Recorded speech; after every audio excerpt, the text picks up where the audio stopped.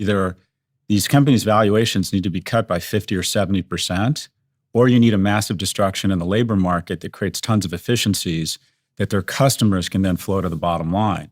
And I think what the CEOs are saying is that there's going to be massive efficiencies.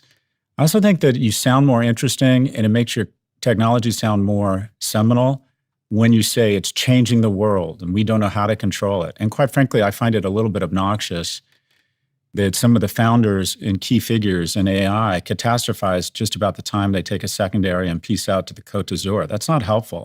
I'm Dr. Frankenstein and I've created this monster, but I don't know how to deal with it, so I'm going to go peace out to Saint-Tropez. That's just not very helpful. They always talk about the peril. So, well, what do you mean by that?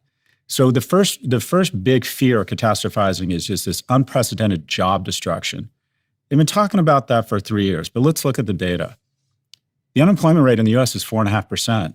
Among youth, it's 8.8%. That is slightly below the historical average. The number of new business permits or new businesses started per capita in the United States has doubled in the last 10 years. And we hear about, well, what about Meta? They announced they were laying off, I think, 8,000 or 10,000 people yesterday. 2019 to 2025, they went from 16,000 people to 80. So even if they go back to 60,000, it takes them back about 24 months. So I don't doubt that there'll be a real dip or a severe V down in certain industries, customer service, probably the legal field.